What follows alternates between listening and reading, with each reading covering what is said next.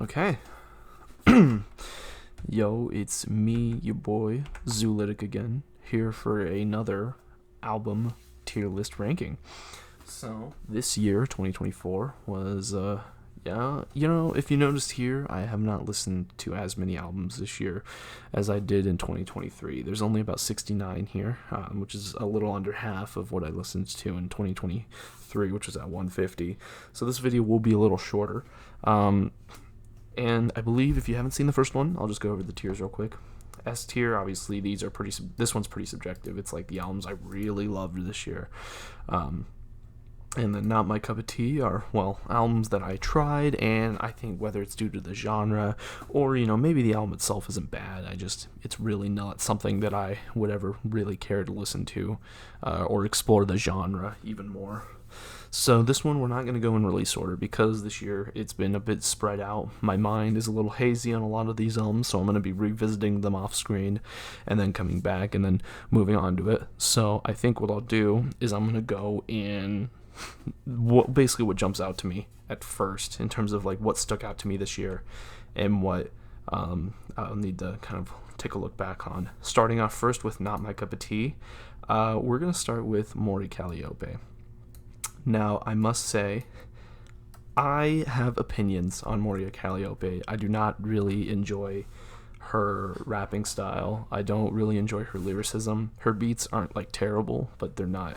I think their production quality is a little subpar compared to her industry peers. I would assume if she's trying to break out into the rap sphere, unless this is the specific genre of subgenre of rap that maybe I shouldn't try and compare her to more mainstream rappers, but either way, I do not think that I enjoy her style of music.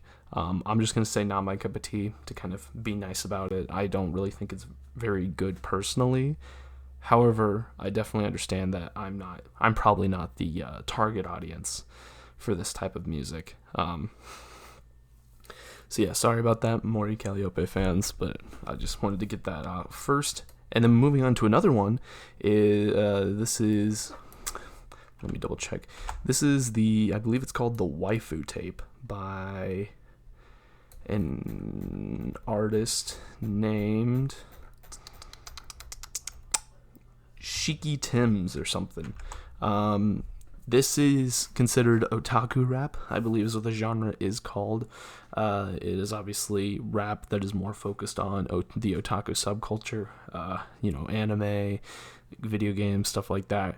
And while I enjoy video games, I did not in particular. So one thing about this album I must say is the lyric content is not something that I really enjoy. Usually lyrics are something that I can bypass in a song or in an album if I enjoy most of the music overall. However, for this particular one, it is not my type of music. It is, he talks about like lolis and stuff like that, and like just general like Japanese anime tropes. And really, I just could not get into it. I will say this album has very high production value, honestly. His Shiki Tim's lyricism is very, well made. His it's very well done. He's got some unfortunate bars in there, I must say. And the beat quality is actually really high. It's honestly, it's got the makings of a really solid rap album. However, the lyricism really takes me out of it. Referencing all these, frankly, just like, I don't know, just such niche, I guess, references, or probably not niche if you're more active in that subculture and know a lot more about the source materials that he references than I do. But in my opinion, this is just something that is not up my alley in like any sense of the word.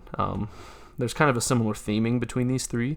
They kind of follow that similar kind of internet subculture type of community, and their music is obviously directed more towards that audience, as opposed to, frankly, the areas that I enjoy my music kind of in.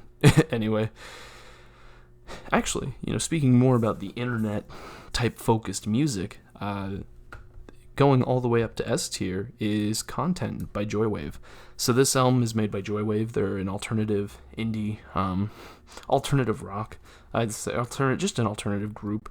The album obviously focuses on kind of the life of being a content creator on the internet. Talks about, frankly, making content, algorithms, feeling like your life is a bit like your life is commoditized, I think is the word. I can't think of the exact word, but it's something like commercialized, commoditized, and it's frankly it's a great album. It's not like musically complex or anything, but it flows very well. The theme is very apparent throughout the whole album, and the music's good. I really enjoyed Content by Joywave, and I would say it's probably S tier for me in terms of 2024. A real highlight, if I must say. Moving on, let's take a look here at another album. Let me decide. Let's go GNX, Kendrick Lamar. So I'm just going to move it to B tier for now. So I would say that I am a Kendrick Lamar fan. I like a lot of his albums. I guess I have a hot take, and then I really do enjoy Mr. Morales and the Big Steppers. I think it's a great album. It's you can really tell what he was feeling in his life ever since Damn had dropped, and he hadn't dropped for a long time. And I think it really explores his life and kind of the thoughts he's had since maturing and growing older as his life has progressed past Damn. And so I think the main point is I like a lot of Kendrick's albums. I don't think there's one I really hate besides like his first mixtape album. I can't even remember the name of it off the top of my head. That's how unnotable it is. It is Overly Dedicated, 2010. At least I think that's a mixtape. I like Section 80, Good Kid, Mad City, To Pimp a Butterfly, one of my favorites. Damn is great. Mr. Elliott. Like, I don't think there's really an album I hate of his that isn't like the mixtape.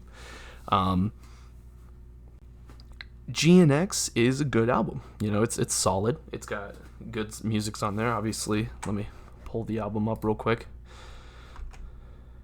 and then I can switch it over. So you have Squabble Up. So it says I have all of them added. This is not true. This is just because of my my playlist I have that keeps all of them. So you have Whacked Out Murals, Squabble Up. So Luther's great. I like Squabble Up. Reincarnated's another good one, talking about reincarnating as different musicians and kind of trying to do good, in the time that you're given and the opportunities you're given to be a massively popular and well-known musician. I think this whole album is pretty solid.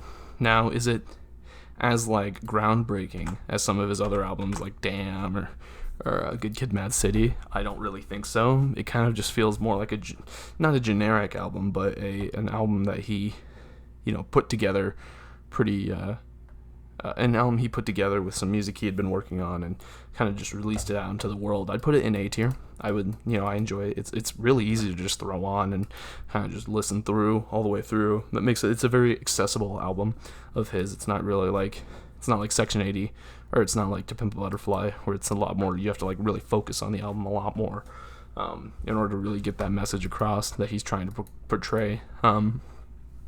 So I'm glad that he's making more music. I hope he kind of continues. I would not mind more GNX type albums dropping from him in the future, especially if it's a little easier for him to do instead of trying to put all the effort together to create another Mr. Malley and the Big Steppers, something like that. However long that took him. Obviously he probably wasn't working on that in the 4 years he had been gone from the industry, but or 4 or 5 years I think even. But hopefully I would like to see more of these types of albums from him in the future, because I think that they do good. They do. It's just, more Kendrick music is always appreciated, and this is a pretty solid album. That's all I really have to say about GNX by Kendrick Lamar. Moving on here, trying to take a look at what my next album I want to talk about is. let's talk about Vocaloid. I listened to some Vocaloid for the first time this year. I had never really explored the genre personally. I think there's one more that I'm missing on. That I hadn't really explored myself personally. So I decided to I decided to check it out. Maybe there wasn't another Vocaloid, unless this one's Vocaloid, but I can't remember off the top of my head. This is one I'll have to revisit. So this is Millennium Mother and Miracle Milk by Millie. So Millie is a Vocaloid artist, of course, and I have to say, I like it. I like the aesthetic, I guess, that the Vocaloid synthesized voices provide to the music. It makes it a very ethereal kind of, or kind of like surreal, if a dreamlike, to a certain extent. I liked a lot of the songs off these two individual albums. However, I must say it's kind of a Mori Calliope / waifu tape situation where the lyricism, for Miracle Milk especially, I think Millennium Mother has a lot more foreign, or I guess Japanese. I'm not sure if Millie's Japanese or Chinese, or some Asian descent. I guess I could look it up. That way I don't get it incorrect. Millie Vocaloid. Japanese. Okay, so they're a Japanese Vocaloid group. So Millennium Mother has a lot more Japanese in it, so obviously I'm more or less aware of the lyricism in that album. However, for Miracle Milk, a lot of the lyrics are food based, and while it's not really like a terrible thing or something, it's not like lollies and shit on waifu tape. I still just I don't know, I just couldn't really take it very seriously a lot of the time. Like I got a lot of the messages they were trying to send with their music, with their metaphors using food and stuff like that, but I don't know, it just kind of, there was just a certain level to it that just kind of made me not really take it super seriously. I liked a lot of the music. I do have a fair few songs added from Miracle Milk in particular, because I think this album is pretty good. I'd say this one's probably A-. I don't know if I'd put it on the same tier as GNX. We'll put it in B for now, before we add a new tier. I don't know if I'd put it on the same level as GNX, but I think it's still a pretty solid album. I just think the lyricism kind of kills it a bit for me, because I just can't really take it super seriously. And then Millennial Mother, I think I enjoyed about the same tier. Obviously, that one was a little more. I think this one, the lyricism didn't kill me for it, because a lot of it was in Japanese. They spoke a lot more Japanese on Millennium Mother than they do on Miracle Milk. The only issue is I just think Miracle Milk has better instrumentation than Millennium Mother. I think that the atmosphere that Miracle Milk's trying to convey is accomplished a lot more than Millennium Mother, or at least there's a lot more of a atmosphere around the album compared to Millennium Mother. So yeah, Vocaloid, kind of a good introduction, I'd say. These aren't terrible albums. They're nowhere near bad, but those are just my thoughts on it, and I'd be down to try more Vocaloid in the future, So yeah, that's going to be it for my takes on Vocaloid. Moving on here, let's talk about Jazz Fusion, Cassiopeia. So I am listening to their whole discography right now. However, I wasn't able to listen to all of it before the new year rolled around. So this one is going to be kind of interesting, because Cassiopeia has a lot of very similar albums. There's a lot of them in here. I need to drag them all out. Cassiopeia has a lot of very similar albums.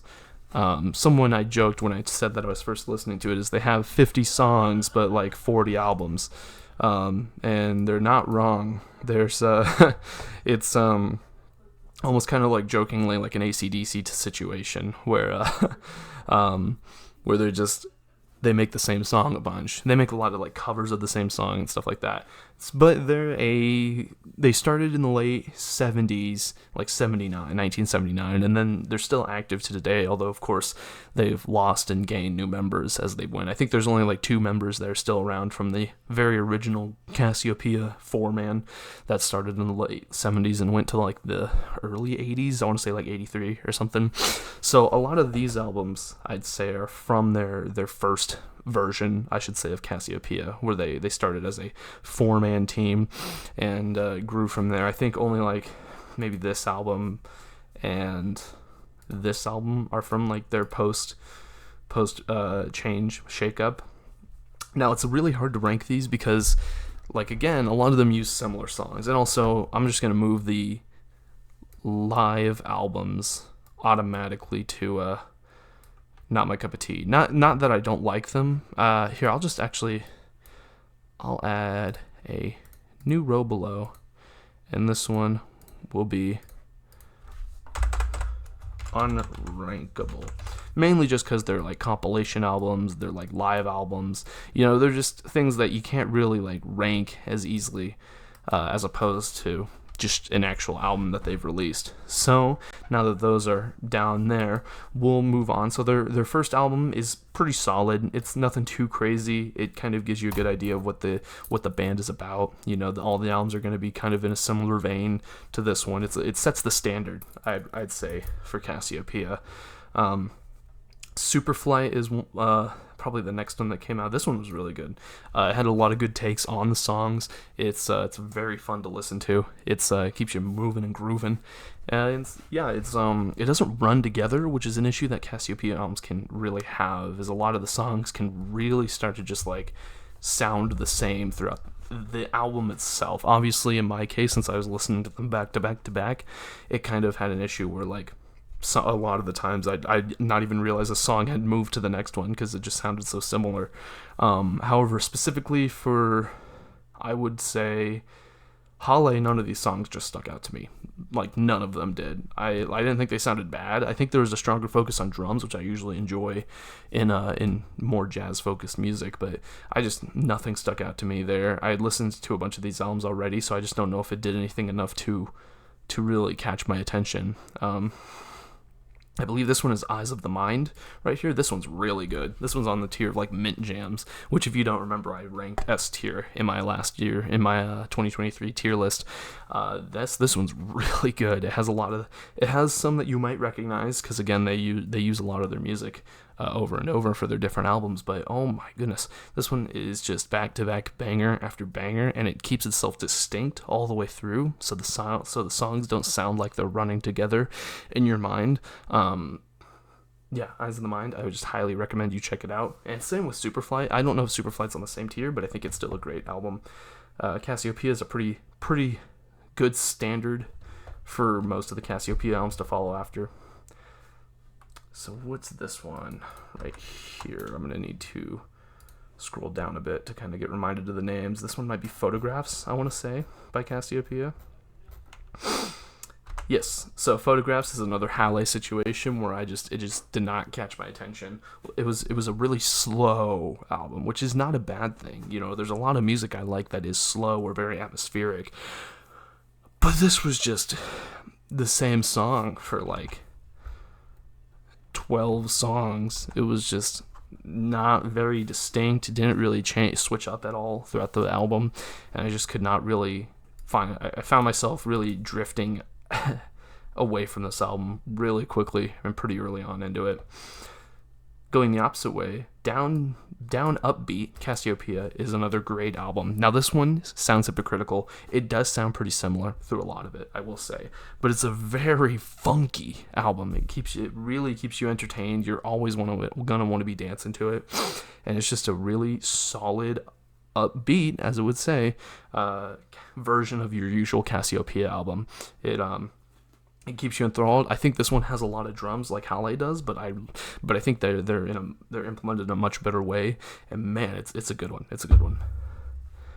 Then we have.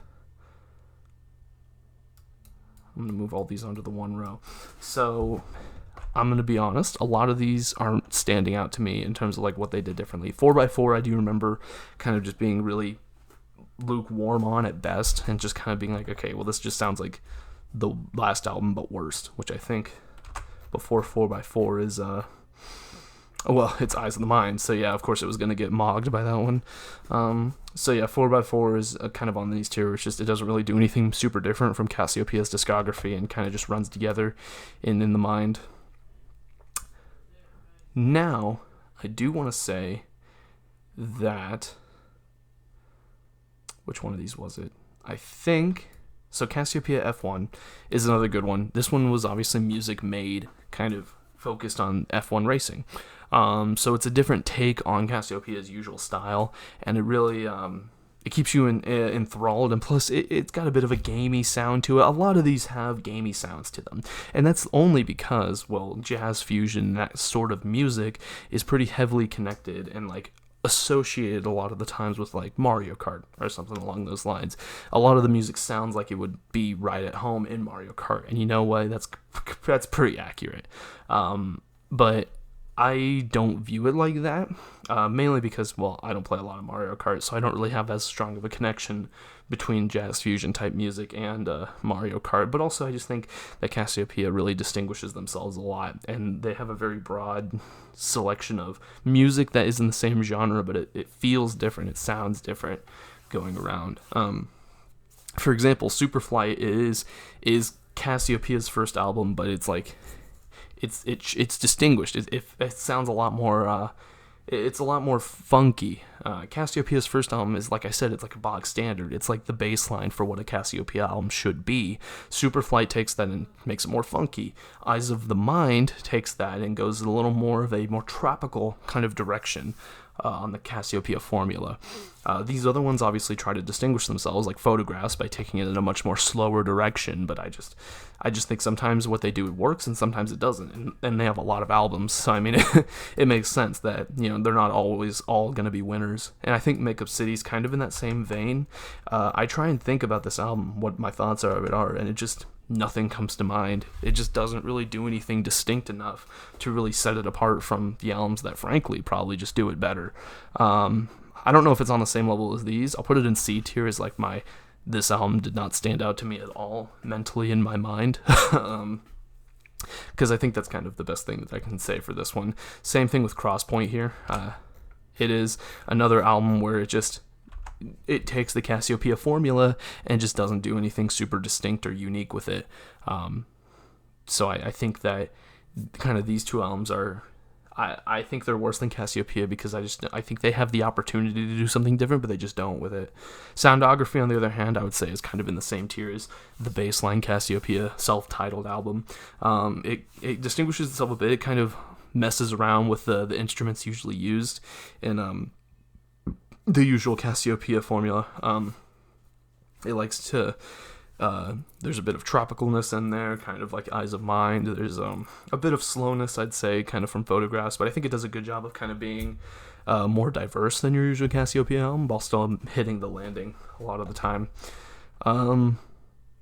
Dramatic, I think, is their first album, is their only album I have on here from their post-first breakup, I'd say, where I think they lost their guitarist and drummer and got a new drummer and guitarist. But I think there we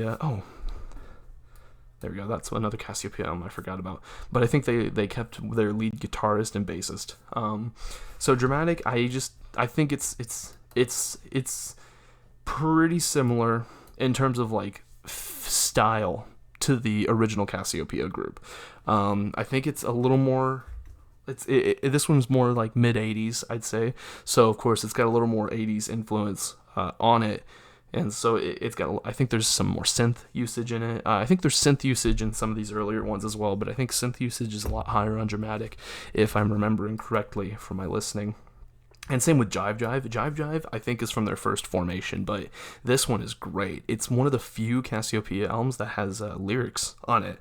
A lot of these are just purely instrumentation albums, but Jive Jive has songs with lyrics and singers on it, and I think Cassiopeia does a good job of adapting to the introduction of a new instrument, basically, with someone's voice singing lyrics on top of their instrumentation, and I think it works really well. There's some real bangers on Jive Jive, I have to be honest with you.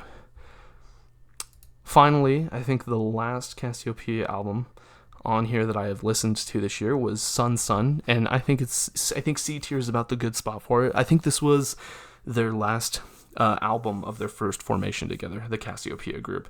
I think after this, that's when they lost their drummer and one of their guitarists, and I think it's fine. Like I think it does distinguish. I remember it being a little more upbeat compared to the usual Cassiopeia album, but not like as upbeat as like down upbeat, but a little more, in your face, a little more fast paced than your usual Cassiopeia album. But I don't remember it really sticking anything in my mind. Like, it just doesn't really stay up in my mind, and I can't really think much else to add on to this besides what I have already said about the other Cassiopeia albums.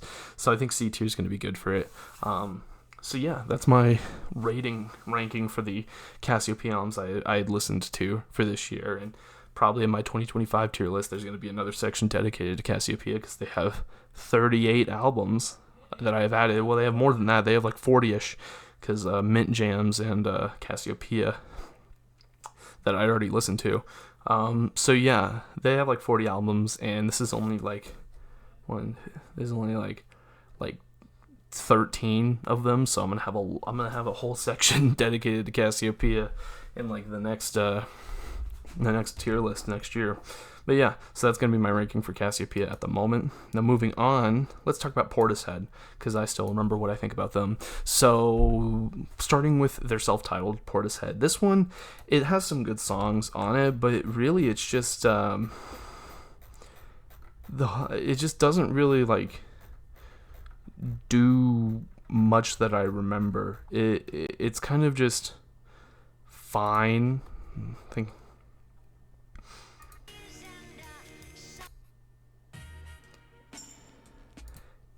so Portishead obviously is before Dummy, but I listened to Dummy first before Portishead, and I have to say that Dummy is S tier. It's so good. It's a very distinct feeling from most albums, and given that this album came out in the like mid 90s, it feels like a very completely different. It feels like a modern album. Like, it feels like an album I would hear in like 2015 or something. And it's a very kind of, it gives off a very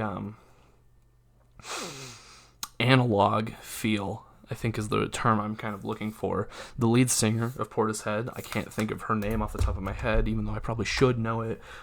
She has an amazing voice. The instrumentation throughout the albums is good. It's subdued, but it still catches your attention, and the mixing and the production quality on it as well is great.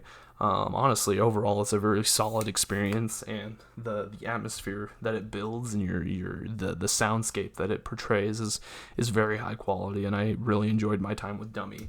So now this is where Portishead probably just gets a little lower, just based purely on it sounds a lot like Dummy. It's got a lot of Dummy sounding Portishead stuff in there, but obviously it's a bit unfair because it started that first, so I'm not really going to try and punish it as hard. So I think you could probably start with either of them and still have a good time with Portishead, although I think Dummy, at least for my mental notes that I have in my mind, maybe I'm just biased here, but I think Dummy portrays the lead singer, I believe it portrays her singing ability a lot better.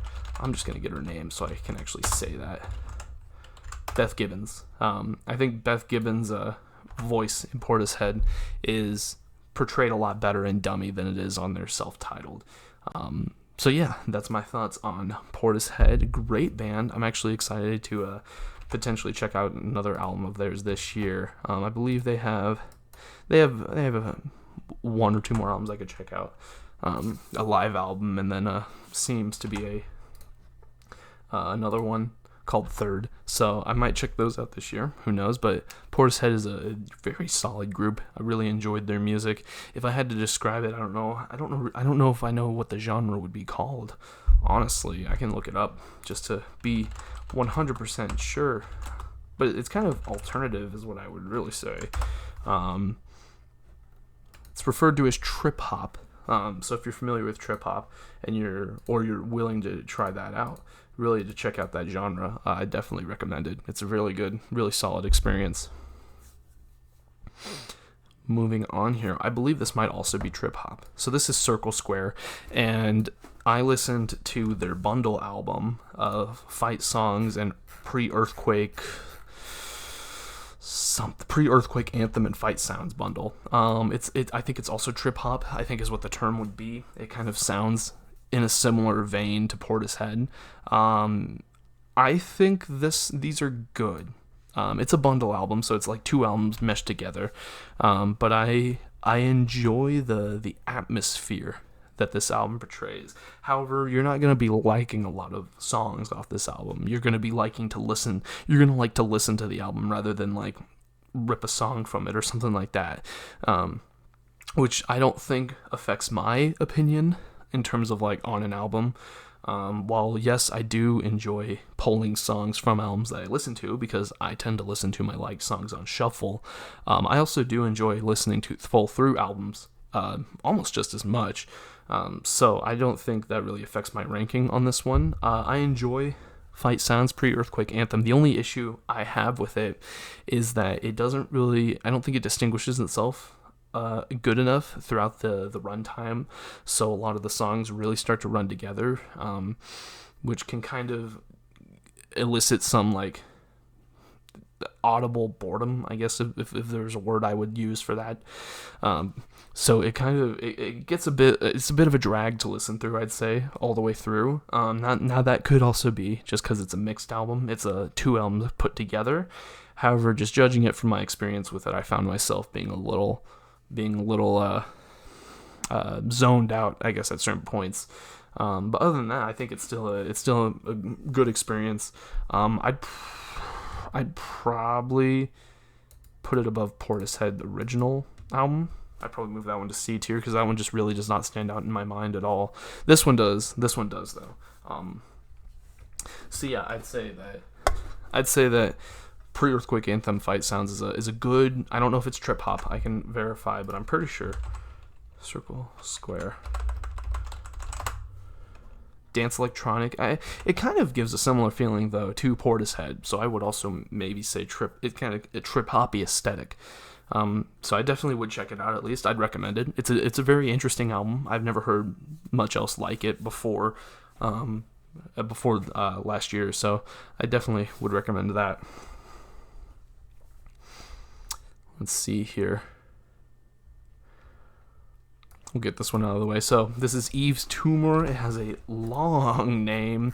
It's something crazy long. It's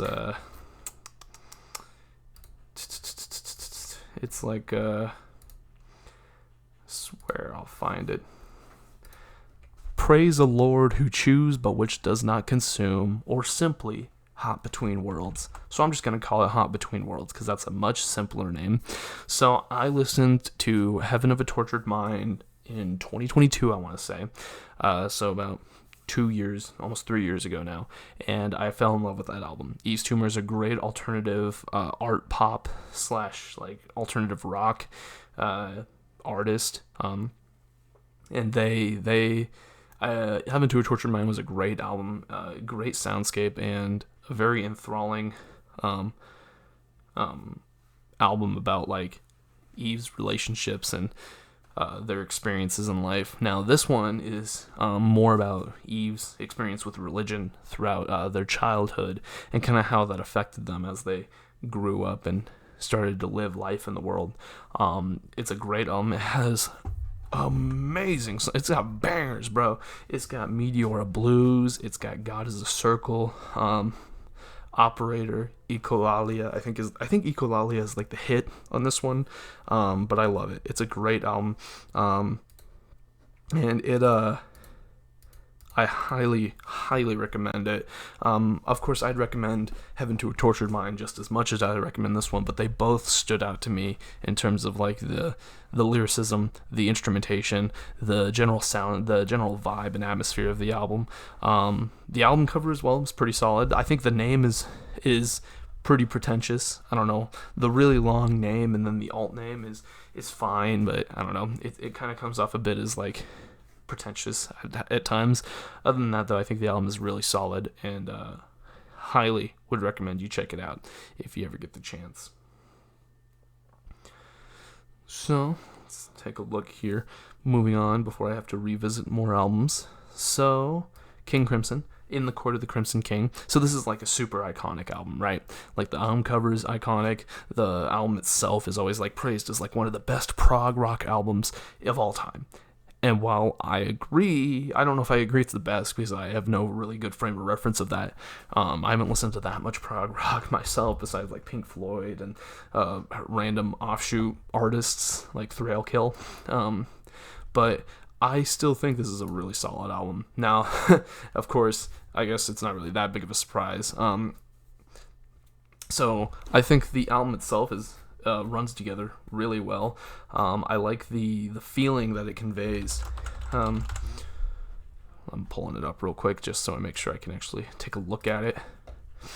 Okay, so we have obviously 21st Century Schizoid Man is a great song.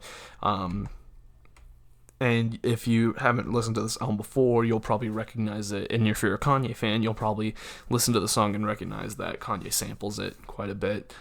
Which actually I did not know. Not that I'm a big Kanye fan, but I was very surprised when I first listened to it. But either way, it's a good song. Instrumentation's really good. Epitaph is such a good song. It's very haunting. It makes you like, it makes me at least imagine almost like an apocalyptic setting.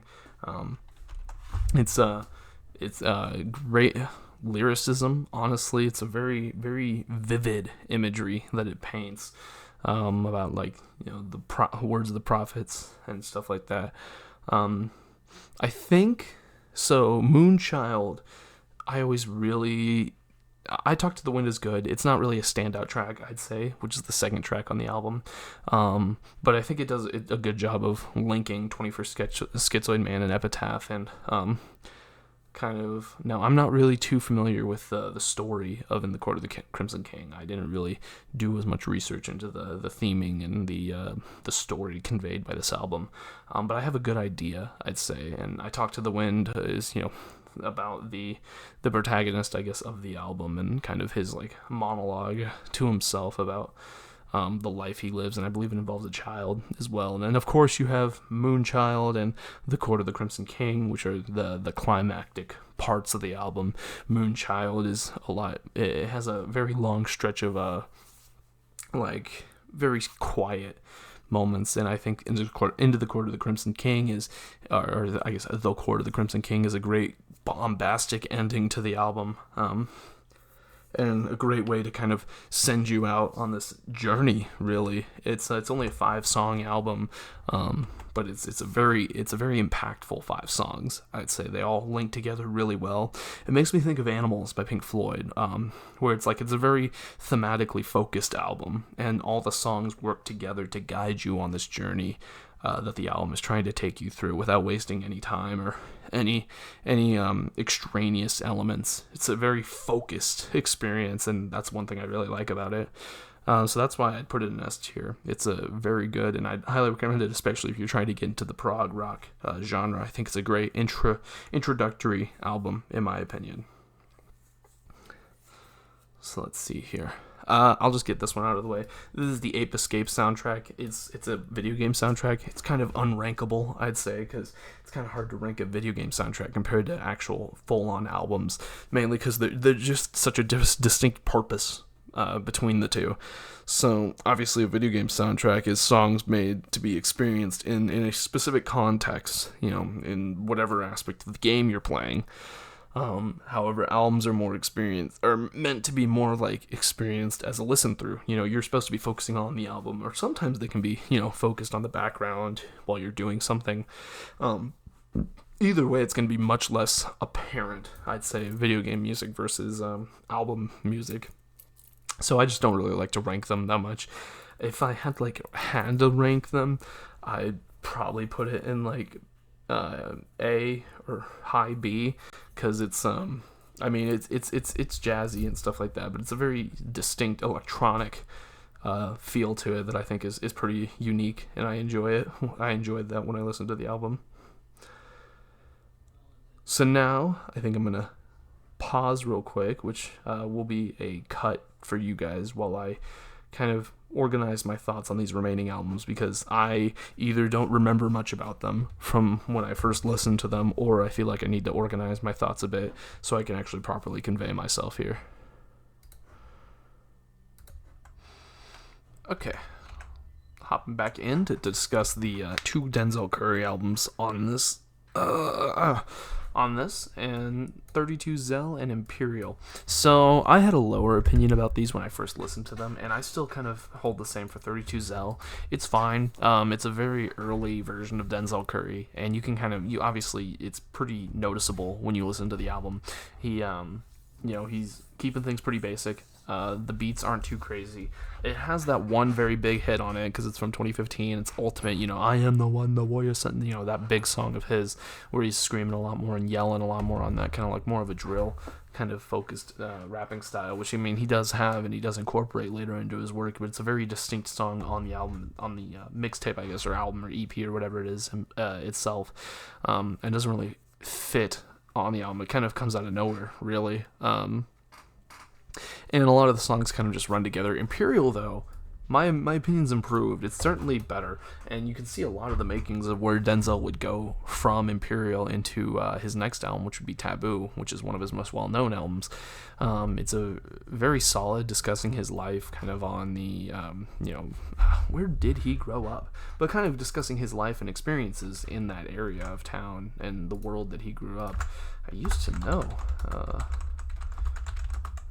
We're from Florida. Okay, yeah. So kind of growing more on the East Coast and his experiences with growing up there and the life he lived and led.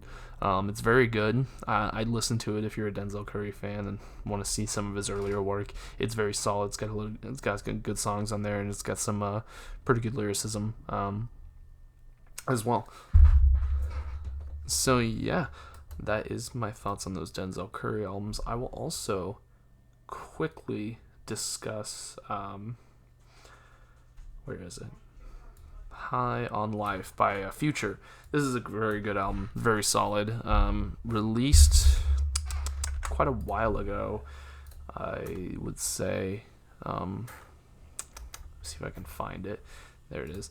Released all the way back. 2020. Never mind. Well, I guess that is a bit of a while ago at this point, but very good. The features on it really good, and the features on it are good, and they don't really ever overlap Future. And even then, he has plenty of solo outings on this album that are good, just as good. The beats, well made. Production values off the charts.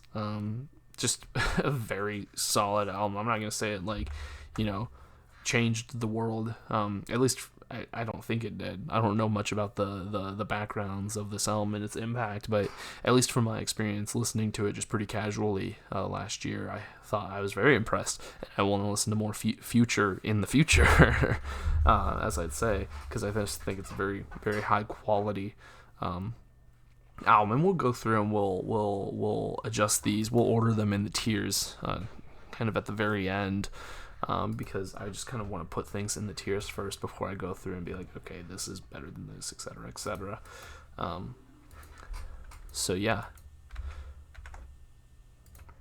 Of course, I think I should talk about The Low End Theory by a Tribe Called Quest. This is another one of those albums where it's like legendary, right? Like everyone talks about it as like one of the best, hip hop albums of all time. And you know what? It is really good. And I do enjoy it a lot because it's a very nostalgic feeling album. I was not alive during these times, but my parents played quite a bit of this, they're more like late 80s or early 90s rap, but still like a lot of this older music I kind of grew up hearing a lot of, so it's a very nostalgic sounding album to me. And I think it has a lot of good songs on it. Sky Pager's a very good one. I like Verses from the Abstract. I really like Jazz We've Got. There's good songs on it, and I think a lot of it is due more to like the impact the album had rather than that. It was, as far as I'm aware, it was one of the first albums to kind of do it like that, and it inspired a lot of artists at the time, and I really enjoy it. I'd probably put it at like high B. I'd probably listen to wow, how did I already forget the name of that album? By Future, High on Life or something. High Off Life, yeah. So I'd probably listen to this one more than this, and I think this is going to be the distinguisher for B tier for me. It's a very good album, very influential album, and I like the quality to it. It's not super high quality in terms of like modern production day value standards, but I think that adds to the charm of it. And it's a very nostalgic feeling album as well, just based on kind of the beats utilized and how they're utilized and the lyricism and the kind of the flow itself. It's a very rhythmic flow. Yeah. Moving on, we'll listen to Techno by Electric Callboy. So Electric Callboy, from what I am familiar with, is a electronic deathcore group. They combine their styles. They have a clean and dirty singer. They're kind of similar to melodic metalcore in that aspect, where they have the clean singer come in, sing, and then they have the dirty singer either do like the, do his singing. I listened to this album not too long ago. It's good. I think the blend of styles here is good and intriguing. However, I would say that a lot of the songs just really sound the same. They're not they have, you kind of know what you listen to like 3 songs on the album and you kind of know what every other song on the album is going to sound like. Even the instrumentation isn't super distinct amongst the songs. The sound kind of left my mind pretty quickly after listening to it. There's only like one song on it, Hurricane or whatever, that sounds more distinct because it has a bit of a different instrumentation style in it in like the intro. But a lot of the songs they're really in your face, and they're electric deathcore. Obviously, you have the clean singer usually comes in for the chorus and stuff, and then you have the dirty singer for the verses.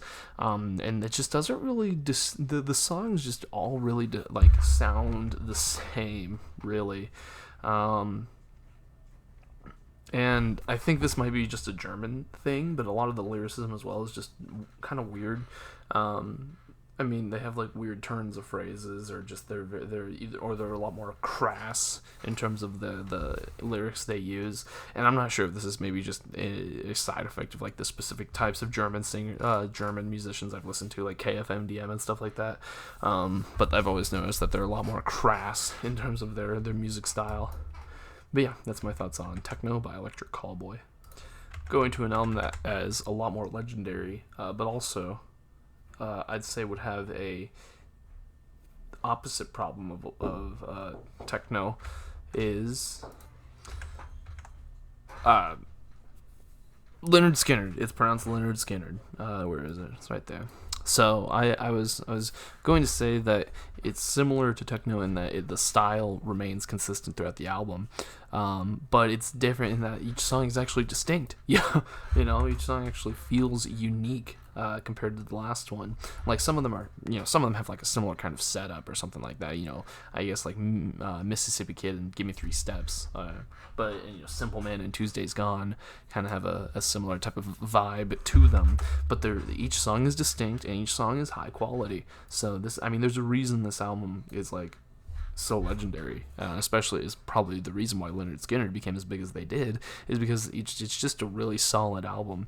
And obviously it ends with one of the most impressive songs, Freebird. Obviously it's been overplayed to death at this point, but I'm sure it's still a really impressive guitar solo, and a great way to end the album as well, because it just rides itself out at the very end, which was very common for this type of music at the time. So makes sense, and it's just really solid. Okay, next is Silver Side Up by Nickelback. So Nickelback, obviously, very infamous group, oh man, shittiest band of all time or whatever. They're obviously not that bad. However, they do make a lot of radio music, is what I would say in the best of ways. It is very formulaic, very basic, not super complex, but it's not like terrible. They have plenty of songs that are genuine bangers. You have How You Remind Me. Obviously there's a lot on their other albums that are really good. Speaking for this purely Silver Side Up as an album, though, it is not a great album. It's just a bunch of songs slapped together, not really like placed in any particular order, just kind of there. It sounds like they're like forced to make an album, so they just took some songs they already had made and just shoved them together. I just don't really think it's a very good album. I'd say obviously just listen to the hits of Nickelback if you're gonna try and listen to Nickelback. I haven't listened to any other album of theirs, but if this is how most of their albums are, where it's just slapped together like that, I don't really think that I'd want to. It was just not a great first impression of the band, to be entirely honest. Well, okay, it's not a first impression. I grew up hearing a lot of Nickelback songs. I mean, they have a lot of major hits, but it's not my good first impression of trying to listen to more of Nickelback in terms of like as a musician and artist, and not just as someone I've heard on the radio / growing up. So yeah. Moving on, we'll talk about American Dream by 21 Savage. I'm a big 21 Savage fan. I like his flow. I think his lyricism is always entertaining to listen to. Bars. His beats are always really good. I don't know who he has usually producing for him, but it's very high quality, usually all the time. He always has great beats. And this album I don't think is very different. I haven't listened to every 21 Savage album. I've listened to I'm Greater Than I Was, Ghostface Killah's, and I believe another one, but I still enjoyed this album from him. I think the beats I think it's very consistent. I don't think it's like a standout in terms of his discography, but I would still say it's pretty good and worth a listen to. There's some good songs on there. I in particular really enjoy Nina. I like Red Rum. Those are the two that I like. Red Sky as well. Those are the ones that kind of stick up to me right now in my mind, but I still think it's a very solid album of his, and I would definitely recommend it. Next is the name of this one is by Mr. Kitty. Time, that's what it is. Time by Mr. Kitty. It's a dark electronic album, kind of electro synth. I'd say dark synth. And there's a big song off of it. I can't remember the name of it off the top of my head. It's but the whole album is kind of this very atmospheric. Well, not really atmospheric. It's a very fast-paced dark synth, surreal type of listening experience. Very analog. And by that I just mean it's very echoey and stuff like that. It's good. I mean, there's nothing too crazy about it. I just think the instrumentation works really well with the lyrics, and the singing is catchy. It's a very catchy album. There's a lot of the songs on there that like will get into your head. At least they did for me, and kind of you'll just find yourself humming them every now and then. It's a good album. It's solid. I don't know if it blew me away or anything. I don't know if it might be high enough to be A tier, but I think it's probably going to be somewhere like in high B tier. Again, these aren't ordered just yet. I'll probably order them at the very end, but other than that, yeah, that's not a whole lot of complicated thoughts on that one. If you like dark synth, definitely check it out if you haven't already, and it's really solid. And if you're not familiar with dark synth, or you're not sure if you'd like it, it's not a very sonically complex. It's not like it's going to be anything you haven't. The formats of the songs are not anything you haven't heard before. It's the usual verse, chorus, verse type of music format. So it's not going to be anything too wild or out there for you. Really, it's just the instrumentation. If you really vibe with that. So yeah. Next, we'll take a look at Flower Boy by Tyler, the Creator. So I've heard a fair bit of Tyler, the Creator. I've heard Igor, which I think is my favorite album from him. And I've heard... oh, man, it's been a while. I haven't heard all of his albums. I've heard Wolf. I've heard Igor. Those are the only two I've heard. And so Flower Boy was the next in line. I heard that one of my friends said that they thought that I would enjoy it. And you know what? I do enjoy it. I don't remember much from the album. It doesn't really stand out a whole lot in my mind. But I do remember, and especially since I just revisited it, it's good. It's got... I like it. It really showcases one of the things I like about Tyler the Creator is he has a very good way of like contrasting within the song. Like it will start off, it might start off like slow, like boo, and then Tyler will come in very fast paced and kind of a very contrast to the way the song has been going so far. It's one of my favorite things about him as an artist is this kind of contrast that he can provide within his own music that still doesn't sound like it's like, clashing or anything. He's very good at balancing those two different contrasts, and that's something that I always really appreciate, not only because I think it showcases a very good skill set, but also because I in general just really like a variety. I like variety, so anything that kind of does, and I enjoy contrast, so having good contrast between objects is something that I usually tend to enjoy a lot in my media that I enjoy. Also, I just think the songs themselves are pretty good. I think a lot of them, it does have some issues where like a lot of them kind of sound similar, or not similar, but they have a very similar feeling to a lot of them, and so it can kind of make the albums sound a bit samey at a certain point. But it's got plenty of good songs on it, and the features are pretty good too. A$AP Rocky I think does pretty good. Frank Ocean I always enjoy. I really like Frank Ocean, so I'll put it up here with American Dream by 21 Savage. I don't know if it's getting higher than B, in my opinion, because as I said, it still doesn't stick out much in my mind, but it's still a pretty solid album. Next, we'll talk about The Great Cold Distance by Catatonia. I actually really like this album.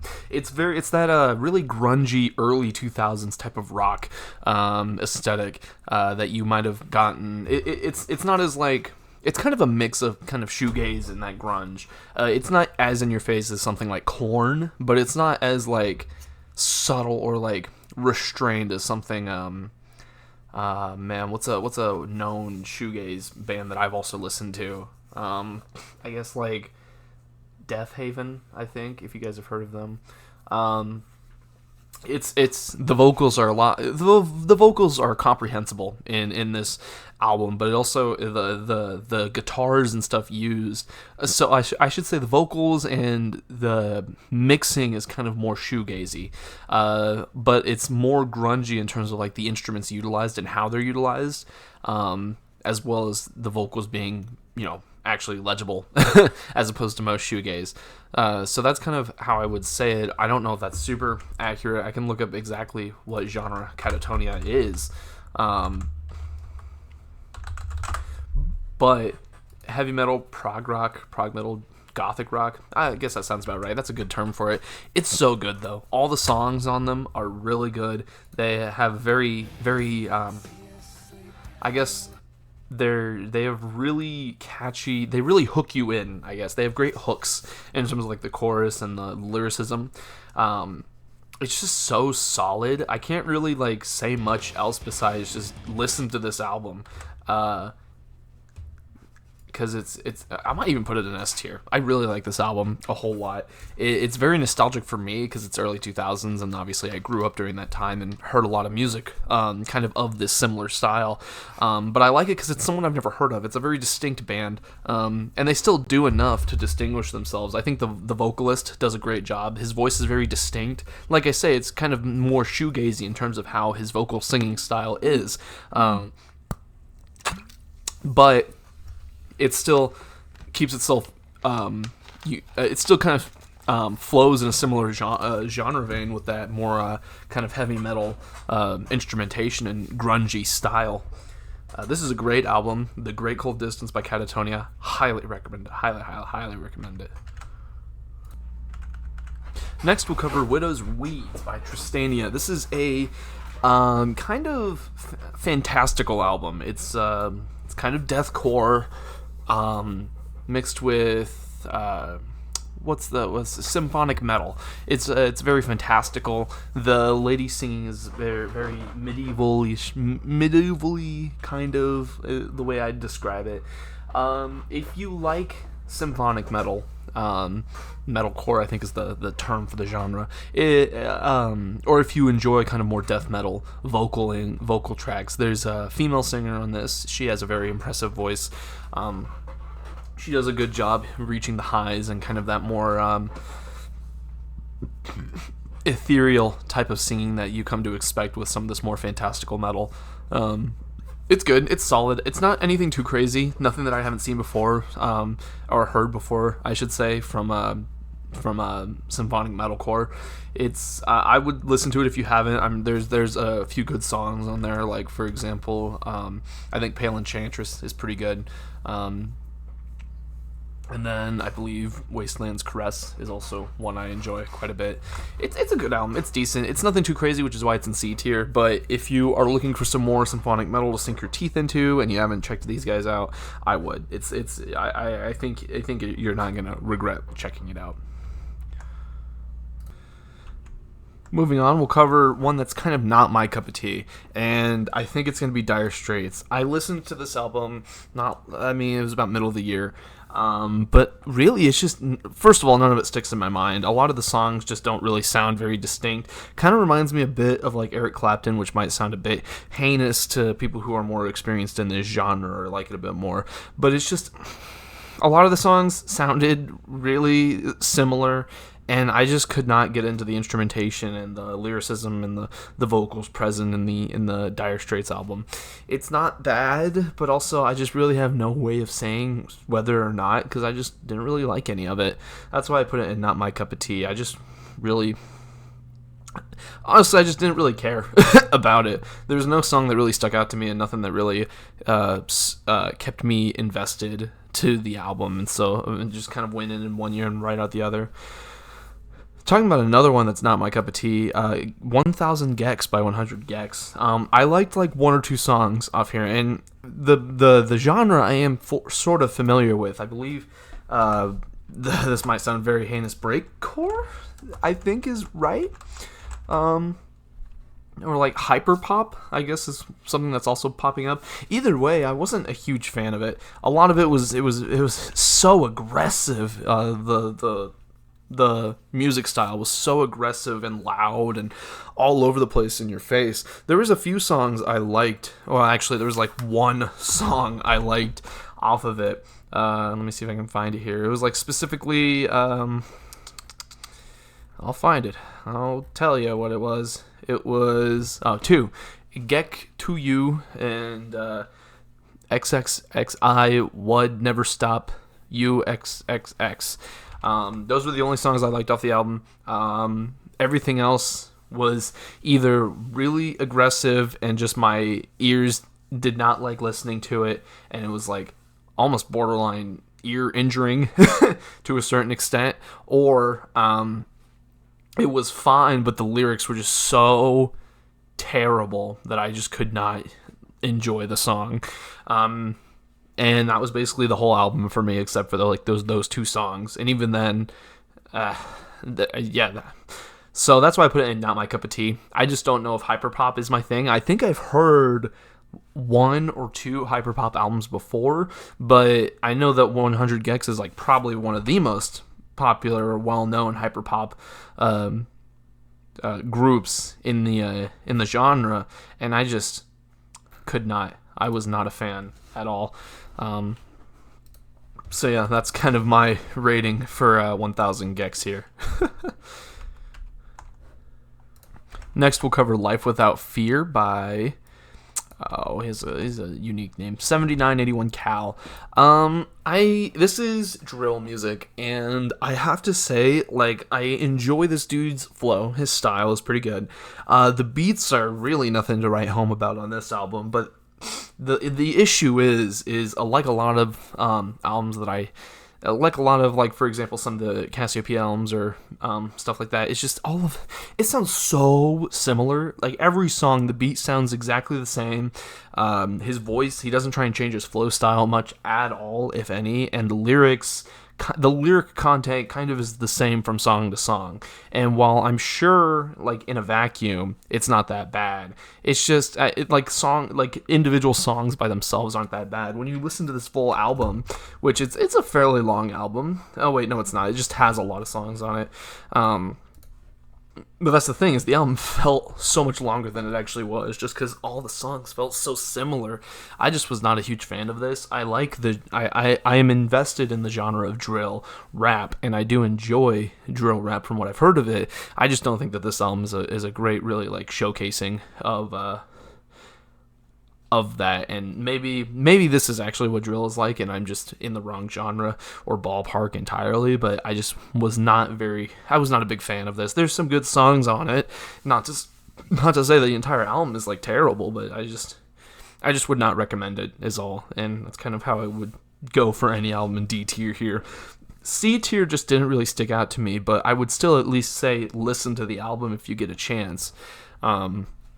And of course, everything from being above, I'm like, definitely take a listen at if you get the chance to. So yeah. Next, we'll talk about Run with the Hunted by Skyhill. So Skyhill, I believe, is a group formed out of forgive me. I think it's the Game Grumps, I want to say, or at least some members of the Game Grumps. Dan Avidan and Peter Lennox of 2007. Those sound familiar. Dan Avidan. Game Grumps, yeah. Okay, so it is formed by some Game Grumps YouTube members. It's good. It's good. It's not. It's pretty solid. This album, Run with the Hunted. It's the lyrics. Not the lyrics, but the vocal performance is good. It's pretty solid. It's not crazy. It's not like he's hitting like crazy high notes or crazy low notes. There's not a whole lot of range going on. But I think the performance itself didn't really need to be. I think the vocals used throughout the album are good for the music being presented. As for the genre, just so we can get some clarification here, they are just alternative indie, but it's kind of it's not like usual alternative indie. Like, for example, like Joywave is also alternative indie, but it's nothing like Skyhill. They sound distinct. It's more focused on, it's kind of airy. I don't know if that makes sense sonically. Like, it feels very like loose and free flowing, as opposed to Joywave's kind of more focused, like traditional song based audio quality, I'd say. Songs are good. The album's not too crazy. It's not like gonna blow you away. It's not gonna knock your socks off, but it's pretty solid. And I'd recommend giving at least a few of the songs a listen to if you can, at some point, just to kind of get a good idea of what it's like. And hey, who knows? Maybe it might be right up your alley. As for me, I think I'd be down to listen to another Skyhill album in the future, but I don't know if I'd ever like think of them first when I think of like what I would like to listen to at some point, or like what I would like to listen to in my free time. I don't know if I'd revisit this album again in the future. Next, we'll talk about Dark Sun by Dayseeker. It's this album cover right here. This is a melodic metalcore album. It has a clean singer. Does it have a dirty singer? Let me...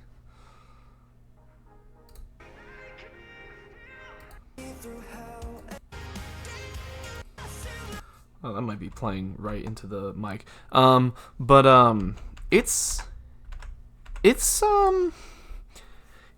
kind of reminds me a lot of, what is that one band I'm thinking of? But either way, it mainly has a clean singer, but the songs are pretty basic. They're not super complex, which is fine. That's not necessarily a bad thing. I think the instrumentation's pretty good. The lyrics are pretty basic, but they deliver their point across. Basically, all I'm trying to say is this album is good, but it's nothing special.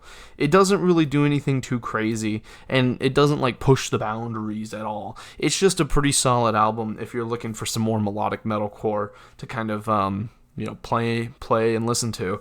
There's some good songs on here, like there usually always is. There's always some catchy ones and some good hooks to always keep you invested. But other than that, it's really nothing too crazy in terms of my experiences with the genre. It just kind of exists, is what I'd say. Next is Rammstein.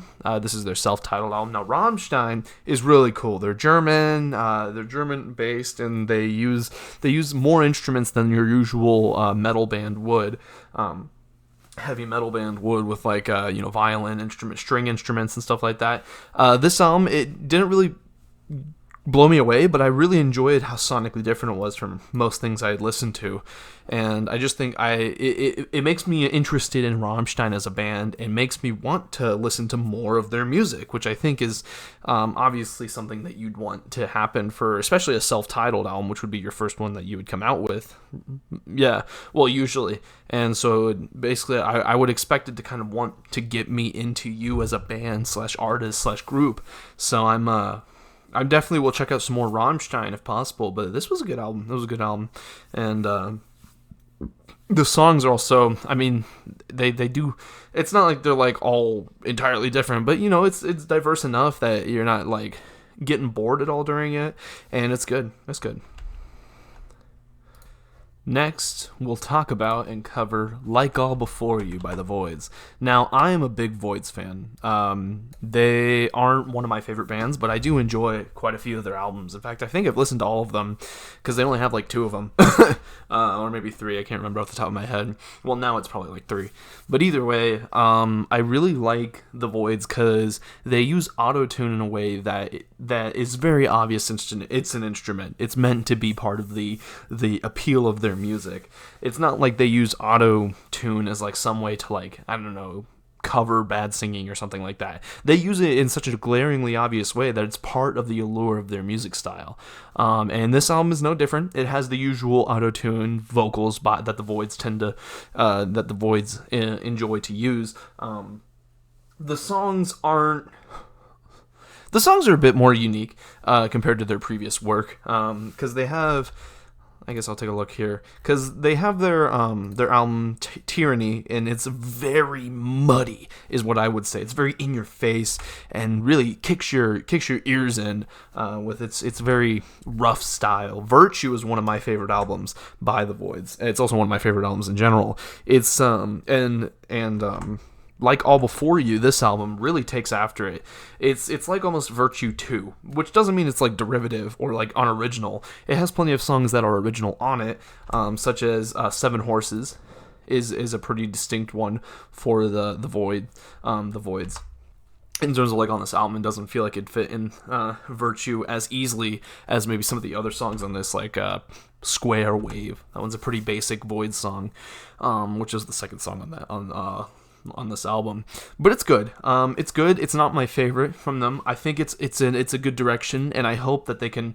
I hope that they differentiate a bit more for their next album after this one. But other than that, this one's really good. I put it in B tier. I would definitely recommend to listen to it. It might even be a bit more accessible than Virtue, mainly because I think it's a bit shorter.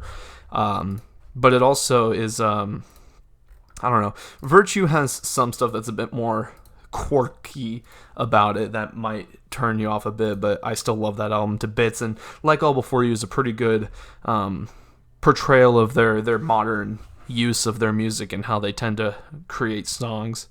So yeah. Next, we'll cover Life Is But a Dream by Avenged Sevenfold. I'm a big Avenged Sevenfold fan. I haven't listened to a lot of their albums on my own, but I heard a lot of their music growing up as a kid, and they're kind of one of those bands that like mean a lot to me as a kid. I've seen them live a few times, or one time I think, and I stopped listening to them for a while. Like I said, I haven't listened to a lot of their albums, but I was active basically from like Nightmare, Hail to the King, until about The Stage is when they released The Stage. That's when I kind of stopped listening to them as much. And I hadn't revisited since. But then I was recommended to, check out Life Is But a Dream. And I was a bit iffy at first because I wasn't really sure what I felt about Avenged Sevenfold at the time I listened to it. Because it had been a while and I had listened to The Stage, but I wasn't really a fan of what I had heard. And of course, maybe that's changed since then. I haven't revisited the album since it came out, which is like, damn, almost like a decade ago in 2 years. So like 8 years ago now. give or take. So when I got, and also I had heard the lead singer, oh man, something Shadows. His name actually has Shadows in it, which is really cool. Lead singer. M Shadows. Yeah. I had heard that M Shadows, he had to go to have surgery on his vocal cords because I think he had like vocal cord boils or something along those lines, and it was iffy on if he had ever been able to sing again. And so I came into this album a bit iffy. I was like, okay, maybe I'm actually not as big of an Avenged Sevenfold fan as I thought. Maybe I just like their older stuff that I grew up with, obviously, because that would be more nostalgia blinded. Maybe, M Shadow's vocal surgery that he had, maybe that affected his singing voice, which it did. So overall, I had a lot of mixed feelings coming into this album, and I was mixed on it when I first listened to it. I was like, I felt really bad, but M Shadow's voice is different compared to what it used to be.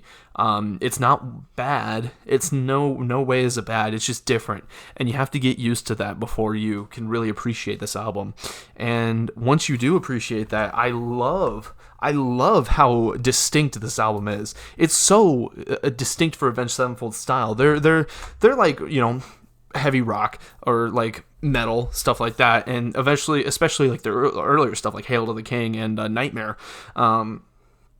So hearing them go more of like a prog focus on this album, and maybe this is how modern Avenged Sevenfold is, but the more prog focus of this album, there's even like strings involved in, or maybe pianos, maybe I'm misremembering, but overall this album feels so distinct compared to the rest of their discography that I have heard of Avenged Sevenfold. And while M Shadow's new vocal style, it does take a little bit to get used to, I think he still nails it out of the park, and I think he still does a great job singing his ass off on this album. So yeah, I definitely, if you've been kind of in the same boat as I have, where you used to listen to a little bit of Avenged Sevenfold, like some of their older stuff, and you're kind of debating on whether to get back into it, definitely give this a try. It might take like a few listens before you finally like appreciate this new, I guess, direction, so to speak. But I think it's not. I think it has a lot of strengths that I really appreciate, and I'm so happy that they were still able to move past that scary situation with the vocal surgery that he had to go through. Next, we'll look at Times of Grace by Neurosis. Let me find it right here. So this is a kind of heavy metal album, and kind of heavy metal shoegazy. Weird combination to put together, but type of album. The vocals are there, but they're never like a main focus, I'd say. But this album, to be entirely honest with you, just doesn't really do much that I haven't heard before, and I don't think it's really I don't really think it's done well enough to make it super notable. It's not D tier. It's at the very bottom of C tier. I don't know. It just doesn't really stick out in my mind, and revisiting it just kind of fell flat in a lot of aspects. It's not like terrible, but I just don't really. It just doesn't really hold me engaged for the time that I listen to it, and it's a fairly decent long album, an hour and 6 minutes, so on the longer side. And it's just like, at a certain point you're just like, yeah, I mean, I get it, especially since a lot of the songs kind of follow a similar pattern where there's like a pretty good build-up intro with instrumentation, and then the lyrics come in a bit, and then it gets a lot more in your face, and then it kind of fades out towards the end, and next song, and it kind of has that similar pattern a lot of the time, which sounds a lot more basic than it is, but you'll get it if you listen to the album. And really, I just am like, it's just kind of there. And I know that sounds kind of unfortunate because I don't really like shitting on music, but it's just not really my thing, I'd say. Well, obviously it is in a genre that I would like, so it's not my cup of tea, but it's just, I just don't really like this album too much. At least on a revisit. I think I liked it a bit more when I first heard it, but revisiting it, I just my opinion has soured on it. Next, we'll talk about Appetite for Destruction by Guns N' Roses. Now, I've heard a bit of Guns N' Roses. It's a pretty classic band, and I've heard it a lot growing up based on like the people that I've, people in my life that have played music. This album, it has it has a lot of classics on it. Welcome to the Jungle, Paradise City, Night Train, Sweet Child of Mine, just so many classics on this album, and you can really tell listening to this album just how it would sound live, which is I guess where a lot of bands flourished, right? But especially this album, you can be like, man, they could play this album straight through at any concert and it would be crazy. It would, it would get the whole crowd riled up. I personally, I like Guns N' Roses, but I don't know. I don't know if it's maybe my musical tastes have changed, or maybe just how my musical tastes prefer music. But I like the album. It is a very good album. It's probably A tier. I just personally don't think it's really. It just doesn't. I just don't fuck with it that much, really, as opposed to other albums I would have rated above it. But for the sake of understanding that this album is a really well-made album with back-to-back bangers, and it's mixed well, it's produced well, it's organized really well to make sure that the energy is maintained throughout the album and kind of handled perfectly, I'll put it in A tier, just because I kind of realize when I'm probably in the wrong here. Next, we'll cover Use Your Illusion 2, also by Guns N' Roses. And honestly, I don't have much to say about this that I didn't say about Appetite for Destruction. It's just, they're both solid albums. I think I just like the hits off Use Your Illusion 2 a lot more than I do on Appetite for Destruction. Like, I really like Civil War and Knocking on Heaven's Door quite a bit, which are on Use Your Illusion 2. Not that, so that's why I'm kind of biasedly putting it on the same tier as Appetite for Destruction. I don't know if that would be considered a hot take or not. I'm not super familiar in terms of the ranking of these albums usually. But yeah, I would listen to both of those albums again and probably enjoy my time quite a bit with them. Probably just Use Your Illusion 2 just a bit more, because I tend to like the hits on that one a bit more than Appetite for Destruction. Really not much I have to say about this one specifically. Next, we'll check out Distance by the JV All-Stars. They're a pretty niche pop-punk band. They have this album, Distance. It's pretty good. A lot of the albums, they sound about what you would expect from the genre of pop-punk. They don't really do anything too crazy with the idea. I think they have their songs are a little more hooky than I guess, but I don't know. Pop-punk is already quite a melodic. I don't know what the term would be, but the choruses are usually a big pull in a lot of these songs, so it's not really anything too crazy. A lot of the songs are pretty solid. Nothing that really blows me away, but nothing that makes me go, man, this is terrible. It also isn't super samey either, which is pretty impressive given that this album is pretty long. It's got 23 songs on it. It's about an hour 13. Granted, now this is the deluxe one I listened to, so that's not. There's demo tapes and stuff like that on here, but it's pretty good. I definitely recommend check it out if you're into pop punk as a genre. But other than that, there's really not much I have to say about it specifically. About it, it's good. Hearing it live would probably be better, given how the size of the band is pretty small. So it's not like this was made as obviously it was made as wanting to blow up a bit, but a lot of these songs I could tell were probably live songs and stuff. It's good. Next, we have Broken Machines by Nothing But Thieves. Nothing But Thieves is a pretty well-known group, so I don't know how much I could add on to this that hasn't been said already.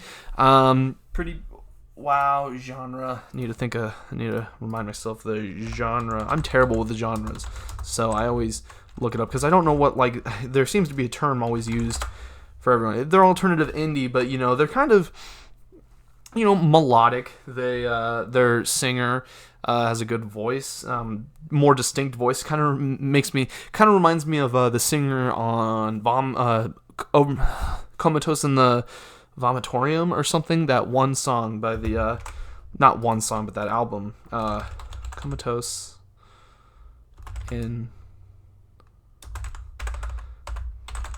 Deloused in the Comatorium or something.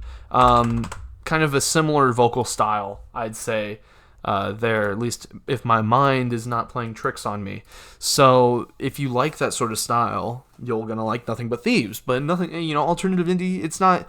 They're good. It's a consistent album. The songs all the way through are really good. I don't really know if there's a skip on it personally. I'd re-listen to this album again. Yeah, catchy as well. So. I know it's not a super in-depth critique on it, but also I just don't feel like that strongly about the album specifically as I do. I go in a lot of depth on the S tiers up here because I feel pretty passionate, and some of these higher up A ones as well. But there's only so much I can really say besides just like it's alternative indie and it's high quality. The instrumentation's well, the production's high quality. It's mixed well as.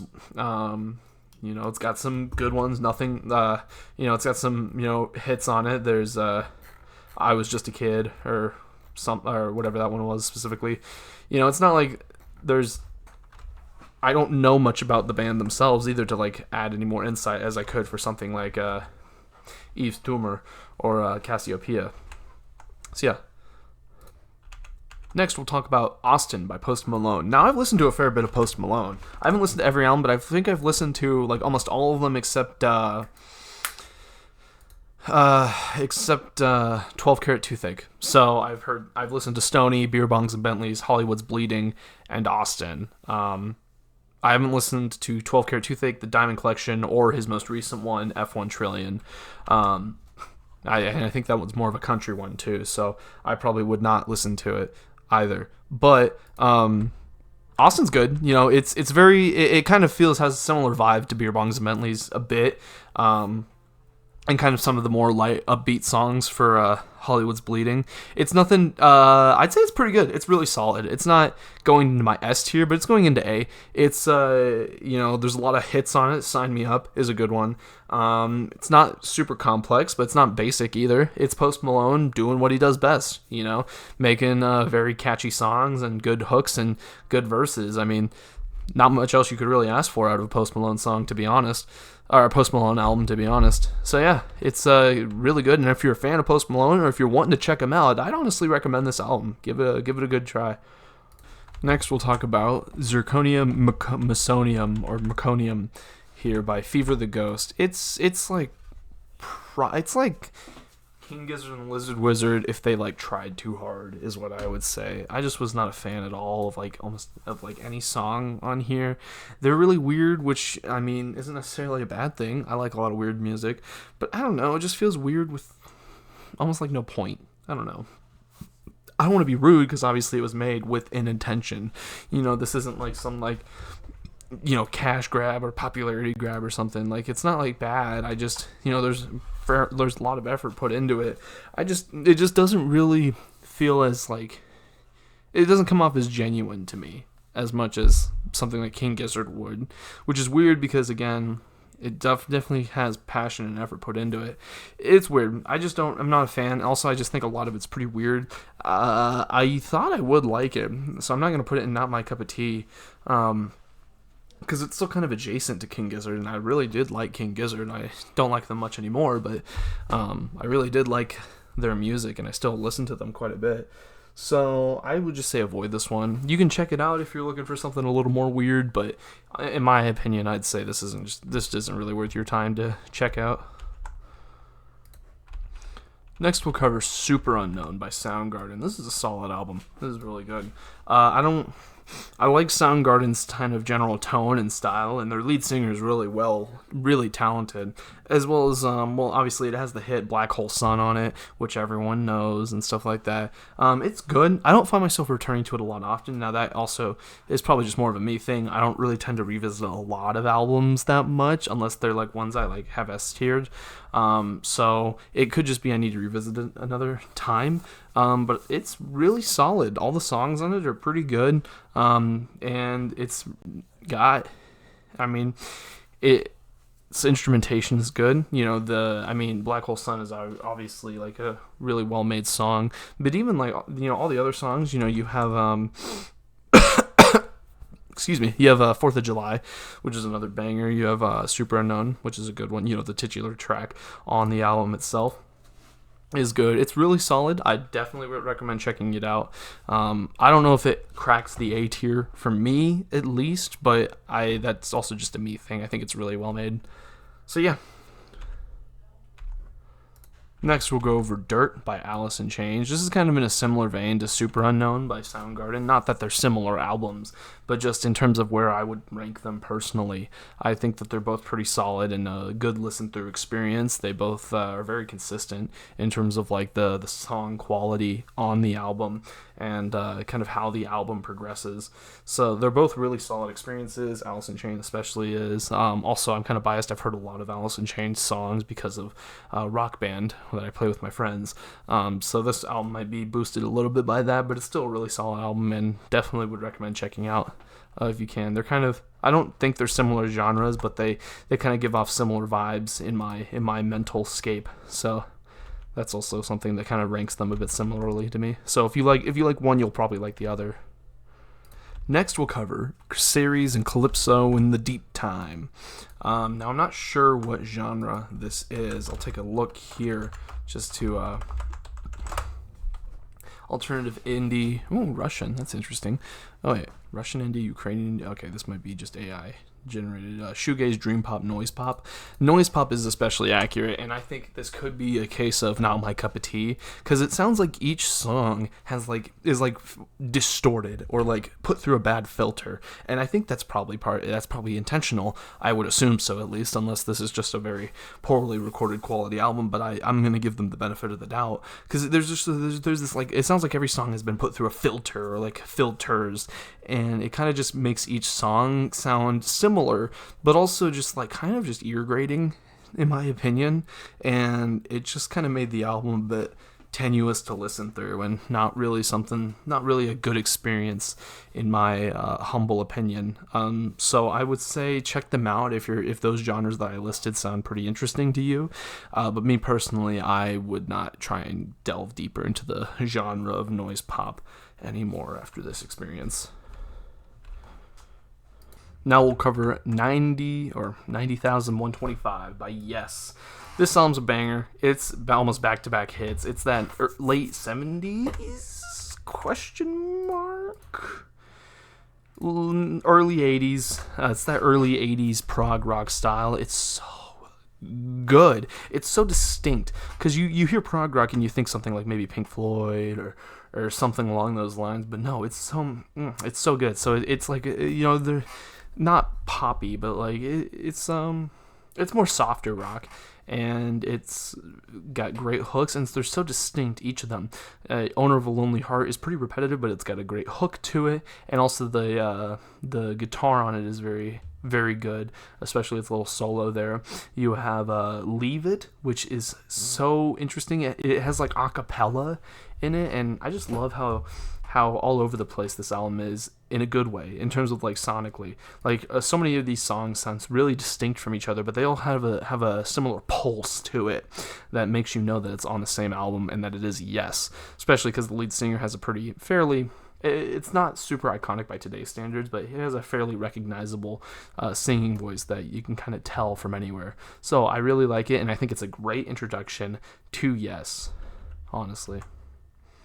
As opposed to this next one, Fragile, also by Yes. Now, I think this probably shows me as maybe not as true of a Yes fan as others, but this album is all over the place sonically in a bad way, like almost too diverse, which I think is interesting, because I usually enjoy very diverse or contrasting album landscapes, but this one is just like, it sounds like they're riffing for like a majority of the album in like a way that is like unrefined and kind of just like they threw it all together, which I think appeals to some people, but for me, it's just, I don't know. I think a lot of it doesn't really work well, and especially all together in one album, it kind of comes off as messy and convoluted and just like directionless in kind of.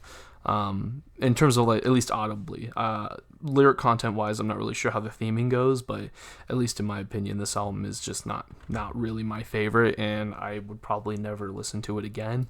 The only song that I really even like off the album is Roundabout, because I mean, that's an iconic song, but Other than that, yeah. So I would definitely recommend 90,125 or 9125 over Fragile any day of the week for getting into Yes.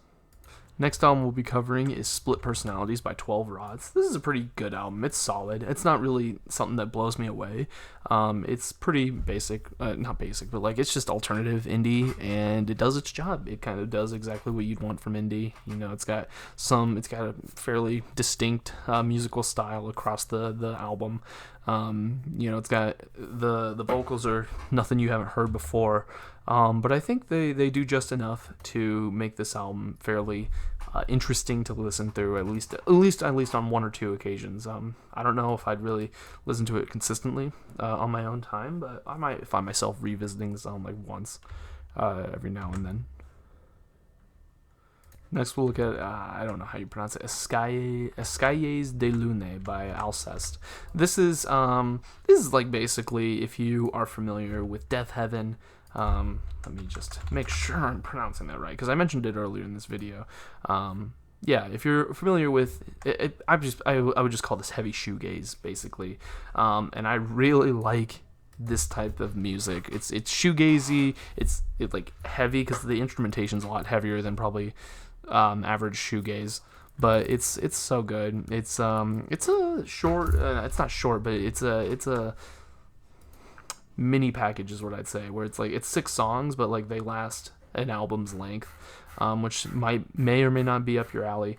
But for me personally, I really like it, and I really like an album built like this, where it kind of feels like the songs go together and stuff like that. It's just solid. I can't really. I think the vocals are a bit more distinct for usual shoegazy. They're a little more higher pitched, at least from what I remember. And so I think that kind of distinguishes it a bit, but also I just think it's also there's this like one song in the middle where it's basically just like an interlude. It's like only like a minute, but it's like it really sets the tone of like being like stuck in a hole, and I just think it really does a good job in the album, at least for accomplishing its purpose. So yeah, definitely check it out, especially if you're more into that shoegazy type of music. And Death Heaven, if you're familiar with them, you'll like these ones too. You like these guys too. Next, we'll talk about Come In by Weather Day. This is what I would call internet music. It's very quirky and distinct, but at the end of the day, it doesn't really accomplish much besides just being quirky and distinct. Like, okay, that's really reductive and rude, but like, it really feels like a lot of the songs are just made to be weird. Like, it feels like a lot of them, it's kind of similar to Zirconium Mersonium, where it's like, it just feels like a lot of the songs were made to just be distinct and weird and kind of catch you off guard and just kind of make you think, what am I listening to? And it's just, I don't know, I don't really, and I'm probably just misinterpreting it, or maybe I'm misremembering the album, but I am like revisiting these a bit before I make my decisions here. I just, like, I listened to like a few of the songs and I skimmed through the rest of the album, but like this one especially, it's just like, I don't know, it just really feels like the direction was, yo, this is totally something that's gonna get me like some intrigue, because people are gonna be like, whoa, this album's really weird, and they're probably gonna try and dissect it. I don't know, it just kind of feels like an album built to be weird, and I would tend to like this type of music, especially. It's really in your face and kind of all over the place, but I don't mind that. I've liked stuff like that before. It's just for this specifically, it's I don't know. There's just something about it that really rubs me the wrong way. It just makes me think like they made it purposefully to be weird, and me personally, I don't think it really sticks the landing to be good. Next, we'll talk about Peripheral Vision by Turnover. Now, this band, they're not like unknown. It's kind of shoegazy, to be honest. It's shoegaze, but it feels local. It feels like a local band you'd go and listen to, and that's what I really like. Now, this might not be any bonus points for anyone else, but for me, I really like it when it feels like an artist is like really putting themselves into the music, or like really making a genuine effort. It's why I like so much of Kendrick Lamar's music, is because it really feels like he puts his soul into every album that he releases. You know, Section 80 really felt like that. Good Kid, Mad City, and T-Pab especially felt like a passion project for him. Damn. Some people criticize his mainstream, but there's still a very clear vision behind it that he wanted to accomplish. And obviously, Mr. Morale and the Big Steppers is no different. This is the same logic applies to a lot of artists that I do like, or like really like their music. And same thing here with Peripheral Vision by Turnover. It's just a really solid album, but I think it boosts it for me because it really feels like a small band just trying to make it big. Which I know this again probably is a bit subjective because everyone here is obviously trying to make good music and trying to make passion projects, but I don't know, for some reason there's something about it that really comes through for me for like Turnover here. Now again, it's not like the best album I've ever heard. It's a consistent slow shoegaze album and it does that job well. If you're wanting more of that music, definitely check them out. I just think that I just wanted to make that clear personally here with these guys because I think they're a great example of kind of what I look for, or like what is one thing that really draws me into certain artists. Next, we'll get to probably one of the most well-known albums of all time, Abbey Road by the Beatles. I don't think it's my type of music. I like a few songs off of it, mainly the hits. Here Comes the Sun. What else is on here? There's Come Together. Like, I like those, but on the whole, I just don't really like it. And I think it's probably just because it's not my cup of tea. I haven't listened to a lot of the Beatles. This is my first time listening to the Beatles, and so maybe that makes the song a bit different. But a lot of this, like, I did this the same with the Rolling Stones when I listened to one of their albums, which was like kind of in the same time period, like mid to late 60s, and I just was not a fan at all. And I think there's something about the production style, or maybe just how the songs are written, that just really turns me off away from the music. And I know better than anyone to know that I have no authority to say that Abbey Road is a bad album. So I'm just going to put it in not my cup of tea. Yeah. Last but not least, we have Throwing Copper by Live. So this was an album that I expected to like quite a bit when I first got it recommended it to me. It seems like the type of music that I would like, kind of grungy, or at least, hard rock, kind of mid 80s to 90s. I kind of like that type of hard rock. And it's a good album. I'm not going to say it's a bad album. I'll put it in B. But there's something about it that just, I don't like a lot of the songs. They're well made. The lyrics are good and all that stuff. I just there's just something about it that just makes me not want to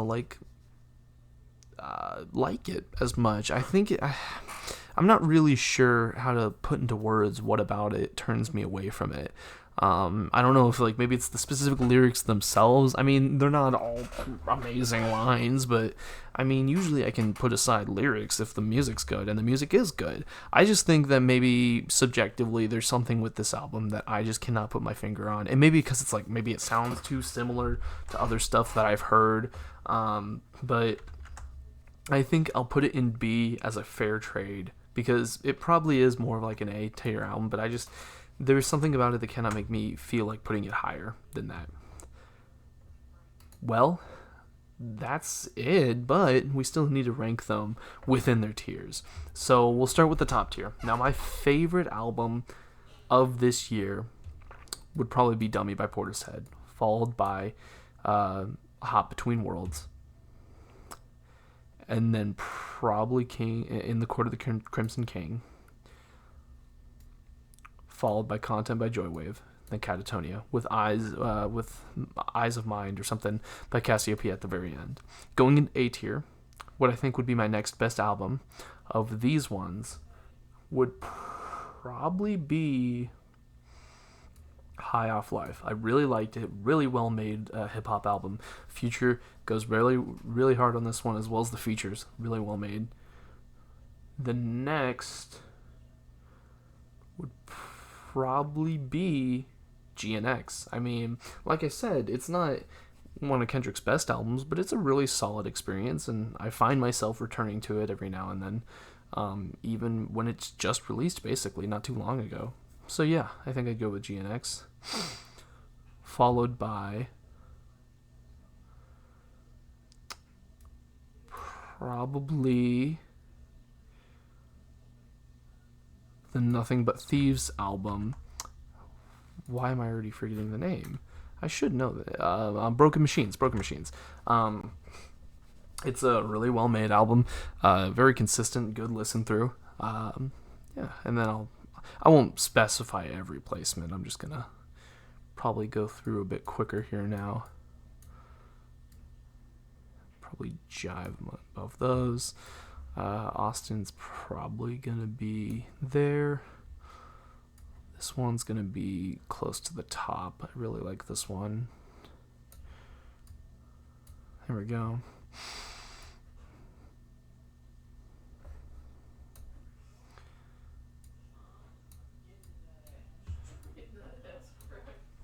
There we go. And then Leonard Skinner, I'll probably put it at the bottom there. And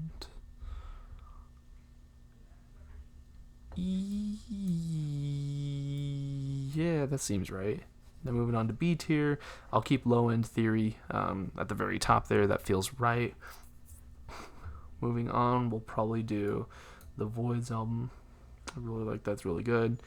Probably followed by You. You're gonna go. Actually, you two should probably be near each other. Same thing with You. I'm gonna move you down here. Kitty, you're really good. Oh, okay, there we go. Cassiopeia is a classic. I would probably listen to these ones over. Rammstein, that seems about right. Probably make sure. Yeah, I'm still recording. Okay. JV All Star is gonna go down a bit. American Dream, probably listen to You for that. Live's gonna go down a bit. I would specify, but I feel like I've already just spent this whole video specifying why they go into each placement that they go into. JV All Stars kind of has a similar thing to Turnover, where it feels like, rising artists and stuff like that wants to make it big, that I really appreciate. So I am going to put Flower Boy above Imperial, I think. Actually, yeah, they're about the same. Those could switch either way. It doesn't really matter. I'll put Rammstein above Live.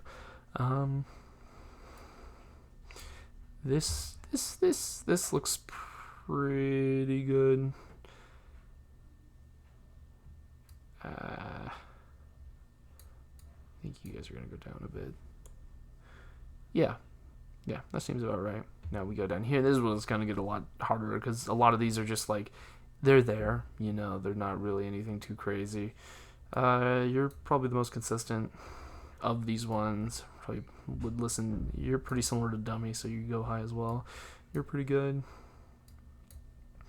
12 Rods, probably there. Techno, probably there. You're probably gonna go at the bottom next to You. Sky Hill, you're pretty good. I'd probably put You above there. And then, yeah, those three probably can stay right there. Probably in that order. Like I said, they're so similar. Well, not similar, but like they're so unoriginal that they can really just go in any order, honestly. I think maybe The Sun and that, maybe that's what I'd do. You at the bottom.